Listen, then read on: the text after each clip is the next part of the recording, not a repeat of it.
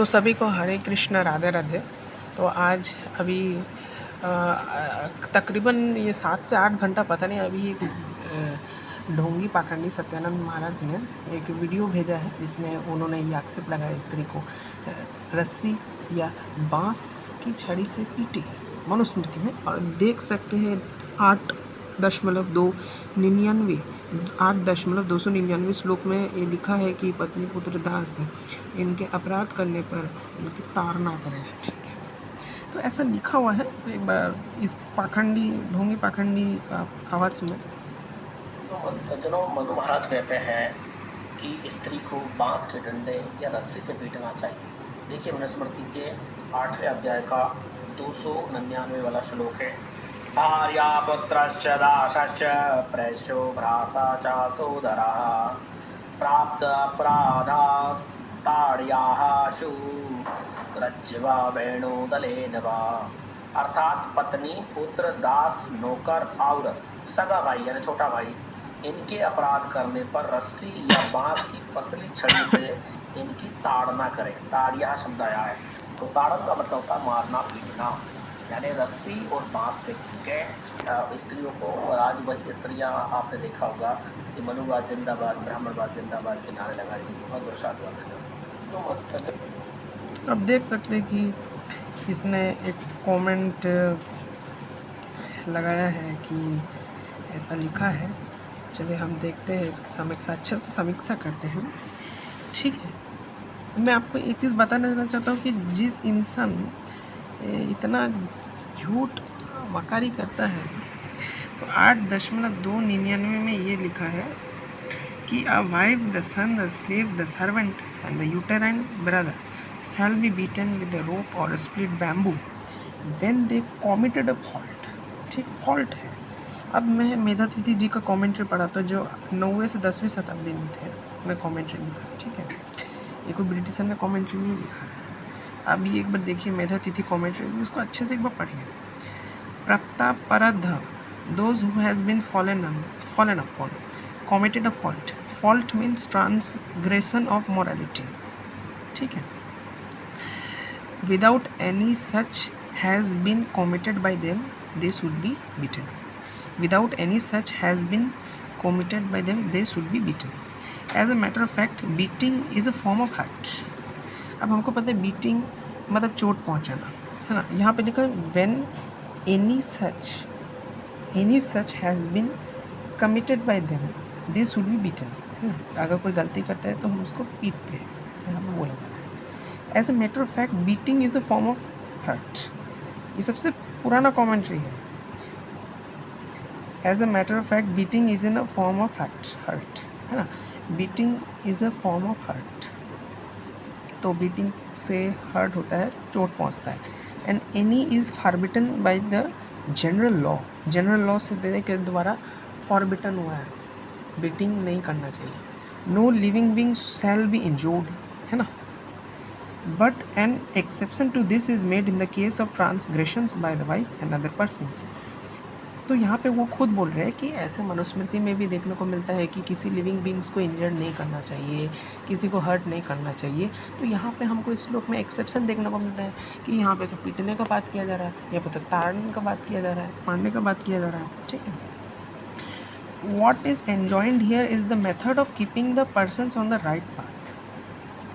ये पाखंडी लोग कभी मलेच्छ नीच लोग कभी भी मेधातिथि कमेंट्री पर देते ही नहीं उनका हाल। ये मलेच्छ लोग कभी मेधातिथि आचार्य जी को कमेंट्री पढ़ते ही नहीं है। ये श्लोक का क्या भाव है, ठीक है, आचार्य का क्या भाव रहता है। एक आचार्य, बहुत सारे ये जो आचार्य जो कमेंट्री लिख रहे हैं, ये ऐसा नहीं है कि जैसे तैसे कमेंट्री लिख रहे हैं, है ना। ये आचार्य इसलिए कमेंट्री लिख रहे हैं क्योंकि उन्होंने बहुत सारे वेद पढ़े, उन्होंने काफ़ी स्क्रिप्चर्स पढ़े, और उन्होंने जो एक्सपीरियंस किया, वो जो स्पेशली जो उनके जो स्क्रिप्चर्स कहते हैं, वही स्क्रिप्चर्स के अकॉर्डिंग ही ये चल रहे हैं। जैसा स्क्रिप्चर्स कह रहे हैं वो प्योरली उन्हीं के अकॉर्डिंग ही चल रहे हैं। तो यहाँ पे वो जो भाव है, जो मनु महाराज जिस भाव से लिख रहे हैं, वो भाव को इस कॉमेंट्री में प्रकट करने का कोशिश किया गया है। तो what is enjoyed here is the method of keeping the persons on the right path. इसके अगले श्लोक में प्रूफ हो जाएगा कि कॉमेंट्री ये भाव क्यों करेक्ट है, ये अगले श्लोक में प्रूफ हो जाएगा. The method of keeping the persons on the right path and not actual beating. इस हिसाब से बोला एक्चुअल बीटिंग नहीं, एक्चुअल मतलब राइट पाथ के लिए. जब आप राइट पाथ के लिए राइट पाथ में मारने का बात किया जा रहा है, राइट पाथ में मारने का बात किया जा रहा है and not actual beating. Actual beating नहीं होना चाहिए कि तुम उसको कहीं भी गले में मारो, सिर पे मारो, मुंह में मारो, पीठ में मारो, खींच खींच के. ऐसा बीटिंग नहीं है यहाँ पे, उन्होंने बताया बीटिंग नहीं है. So that chastisement may be administered verbally, and in case where the fault is serious there may also be beating. जब फॉल्ट ज़्यादा सीरियस हो जाए, जब स्त्री व्यभिचारिणी हो जाए, तो उस केस में पति को इसका शरण लेना पड़ता है ताकि स्त्री सुधरे. अगर बहुत फॉल्ट इज सीरियस, जब फॉल्ट सीरियस हो जाए. In the place of uterine we should read younger and the right reading would thus be Bharata तथा Mujah, since it is a younger brother that may be chastised by the elder brother like a child. देखिए ये ऐसे समझाया जा रहा है. Half brother also under the tutelage of the elder brother if the latter is a duly qualified person. Hence he also, if he takes to wrong path, should be preserved by all methods ending with beating. तो beating के लिए तुरंत सलाह नहीं दी रही. जब बहुत ही serious condition हो जाए, जब बहुत ही सीरियस कंडीशन हो जाए, जब फॉल्ट बहुत सीरियस हो जाए तो ही बीटिंग करना चाहिए. तो यहाँ पे वो इसका भाव समझा रहे हैं, किस भाव से लिखा गया है ना. Split bamboo, the bark of the bamboo that has been mention only as illustrative of the lotus fibre and any other such objects which cause only slight pain. समझ रहे आप इसका भाव, समझ रहे मतलब लिखने का भाव समझ रहे हैं. लेकिन ये किस सेंस में बोल रहा है कि ये इस सेंस में बोल रहा है कि थोड़ा सा अगर गलती किया, खींच खींच के मुंह पे दो, खींच खींच के होठ लाल कर दो, होठ से खून निकाल दो, गला में मारो, जहाँ भी मिले गलती किया मारो. तो ये जो बोलने का जो ये तरीका है ना, ये बिल्कुल गलत है. और इसका खंडन मेधातिथि कॉमेंट्री में हो जाता है साफ साफ. अब इसका अगला वाला वर्स दिखाता हूँ. अगला वाला वर्स, उस वर्स में देखते क्या लिखा है. पृष्ठतस्तु शरीरस्य नोतमांगे कथं जन अथो अन्यथा तु प्रहरेण प्राप्त सया चौर किलम वशम, but only on the back part of the body and never on the upper part. He who strikes otherwise does he incurs the guilt of theft. साफ साफ बोला गया है. तो ये जो वर्ड्स है, ये वर्ड से साफ साफ प्रूफ हो जाता है कि जो मेधातिथि का जो कमेंट्री है वो सही प्रूफ हो जाता है कि हाँ, ये जो भाव है, जो उन्होंने जो मनु महाराज का जो भाव व्यक्त किया है, ये प्रमाणित हो जाता है अगले श्लोक में. ये अगले श्लोक में प्रमाणित हो जाता है कि उसको सिर्फ बैक पार्ट में मानना चाहिए, ना कि अपर पार्ट में. ही हू स्ट्राइक्स, अगर कोई स्ट्राइक करता है, अगर कोई स्ट्राइक करता है तो incurs the guilt of the thief. ठीक है. ही who strikes with other than those specified with a stick or other things or on the part of body other than those mentioned on the eye etc. incurs the guilt of thief. This is only meant to be deprecatory of the act referred to and is not injunction of an actual punishment. So in this case also penalty shall be same as in other courses of art. तो आप समझ रहे हैं, मैं फिर पढ़ रहा हूँ कि this is only meant to be deprecatory of the act referred to and is not injection of the actual punishment. So in this case also the penalty shall be the same as that in case of voices of art. ठीक है. तो हम साफ साफ समझ सकते हैं, है ना, साफ साफ समझ सकते हैं कि ये वर्ड्स का क्या भाव था, है ना. एक्चुअली चैप्टर जो भाव में चल रहा है एजॉल्ट है, चैप्टर का नाम है एजॉल्ट, कि अगर प्रजा में कुछ गलती हो तो क्या क्या करना चाहिए, है ना. अगर प्रजा में कुछ गलती हो तो क्या क्या करना चाहिए. जैसे आप अदर ऑथर्स का भी बुक पढ़ते हैं. As a rule a pupil shall not be punished corporally. If no course is possible, he may corrected with thin rope or thin cane. If the teacher strikes him with any other thing, he should punish by the king. If the people commits faults, the teacher shall always reprove him fighting, fasting, bathing in cold water, and expulsion from the teachers present as the punishment to be employed according to the seriousness of the fault until the pupil leaves of the mischief. फिर यहाँ पे बोला जा रहा है, ये सब अलग अलग है, स्मृतियाँ हैं. Wife, son, slave girl or pupil, when this commit a fault, they should chastise with a rope or with split bamboo, but in lower, never in the higher parts of the body. If one strikes them, otherwise he should be punished. Narad, if the pupil does not obey the teacher, he should be chastised without hurting them, either with a thin rope or with split bamboo. The teacher should not beat him much, nor in the head, nor in the chest. Behave otherwise than this, the teacher should be punished by the king. तो यहाँ पे आप भाव समझिए, यहाँ पे आप clear cut एक भाव समझ सकते हैं. मैं इनका मतलब मैं कमेंट्री में भी नहीं जा रहा, ठीक है.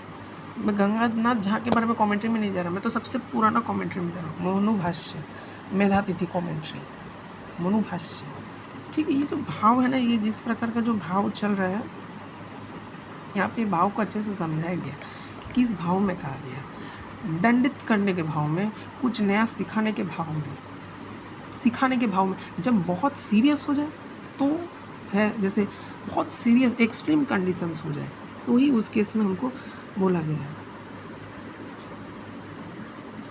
ठीक है. अब जैसे जैसे अभी एक मिनट, तो मैंने ये समझा है कि कैसे क्या भाव है, किस भाव के अकॉर्डिंग वो श्लोक लिखा गया था दंडित करने के लिए. मैं ऐसा नहीं, और मतलब वो भाव से मेरा दीदी कमेंट्री पढ़ के समझ आ गया है ना. तो ये जो कहने का जो कोशिश करता है ये तो बिल्कुल ही गलत है.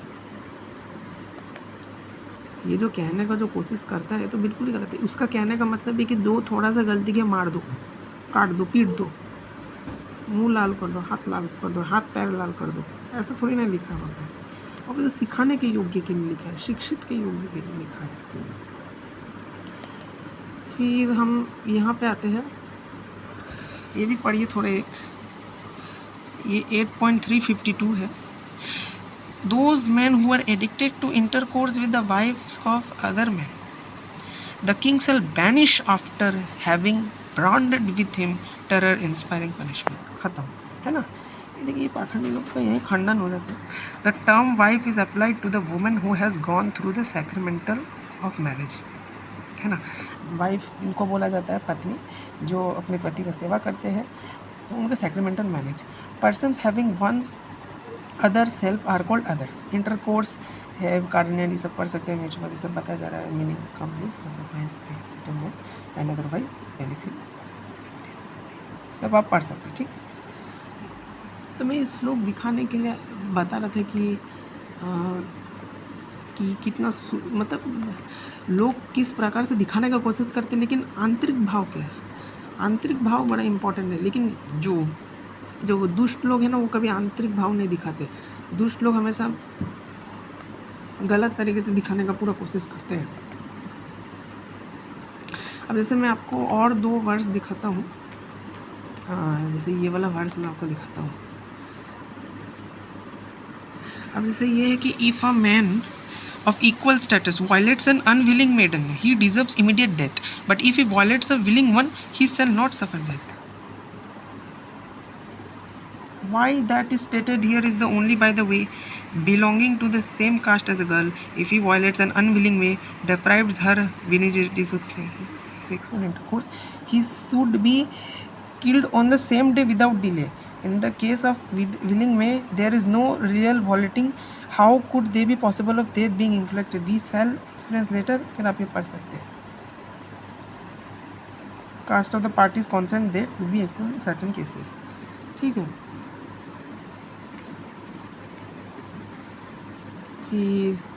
फिर अब इतना सारा है कि a man who carries a decorated maiden of the same caste as himself shall pay highest amendment, but the lowest amendment if she is not decorated, she belong to upper caste. सब उसी चीज़ों से भरा हुआ है. A man has intercourse with an unwilling woman, he shall has 2 fingers of his fingers cut off, he shall also fine off. If the maiden is of other caste, he shall he killed. If the maiden is the same caste and he unwilling, and this. अब ये सब बहुत सारा word से पूरा पढ़ लीजिएगा अच्छे से. ये बस साफ साफ बताया जा रहा है, ठीक है, ठीक है। तो यहाँ पे मैं वही बताने की कोशिश कर रहा हूँ कि सज़ा मैन के लिए भी है, सज़ा वुमेन के लिए भी है।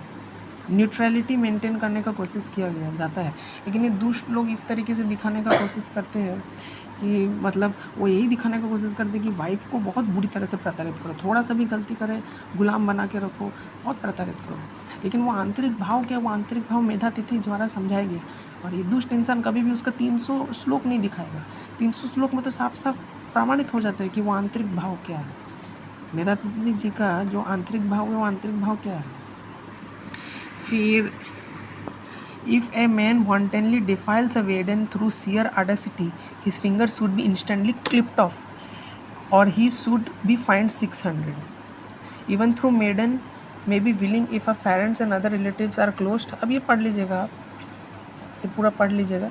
तो पे साफ साफ जब हस्बैंड के लिए भी ये सब बताया जा रहा है, तो देखिए जो बहुत लोग ये कंक्लूड करते हैं कि बताने की कोशिश करते हैं कि वाइफ का मानना लिखा। देखिए इसकी शास्त्र में क्या होता है कि ऐसा आपको कुछ कुछ जगह मिल जाएगा, कई जगह मिल जाता है कि एक अगर पति पत्नी को मारे तो पत्नी को सहना चाहिए। अब ऐसा कहने का क्या आंतरिक मतलब है, क्योंकि पति को गुरु माना गया है और पत्नी को शिष्य माना गया है, ठीक है। अच्छा पति होना चाहिए इस केस में, ऐसा नहीं कि बुरा पति हो। बुरा पति के केस में हम देख सकते हैं यहाँ पे सजा वजह सब बताया गया है। तो अगर अच्छा पति है, वो अगर वाइफ को सिखाने के लिए कर रहा है तो वाइफ के लिए अच्छा है, ठीक है। अगर मान लेते हैं कि सच में इन सभी वर्सेस में वाइफ का मारना ही लिखा है, मान लेते हैं। अब मैं ये पद्म पुराण से दिखाऊंगा। पद्म पुराण में साफ साफ लिखा गया है कि स्त्री का भी अधिकार है अपने पति को मारे, ठीक है। हस्बैंड बीटिंग भी मैं दिखा दूंगा यहाँ से। पद्म पुराण का चैप्टर, पद्म पुराण का भूमि खंड का चैप्टर 47 विजडम लाइब्रेरी। तो यहाँ पे एक श्लोक आता है कि ब्राह्मणी वाइफ सेड, ठीक है। तो ये पढ़ सकते हैं आप। O dear one, today you have understand the virtues and the vices of our daughter. She has now been spoiled because of your affection and love for her. She once fondled one son, still he is 5 years old. Oh dear one, one should always nourish him with the idea of training him through affection also by giving his bath, covering, food, eatable drinks. There is no doubt about this. One should urge the son in virtues and true learning. A father is freely affection from the sake of the should never describe his son as virtues. Even he should censor him. He should always talk to him sternness and should afflict him with harsh words so that son intent upon learning. देखिए ये same जो ये है learning के लिए, similarly wife के लिए ऐसे बताया गया। ये चीज़ ये सब सिंक में चल रहे हैं, क्योंकि वहाँ का जो आंतरिक भाव है देखिए यहाँ पे रिफ्लेक्ट हो रहा है लर्निंग के लिए। With pursue true knowledge even through a device use to correct his pride, he leaves his sin far away. Perfection in learning and virtues in produced. A mother should beat her daughter सिखाने के लिए। A mother in law, अगर एक सास अपनी बहू को मार सकती है सिखाने के लिए। A precipitator should beat his people thus they acquire perfection, not otherwise. A wife should flog her husband. A king should punish his minister.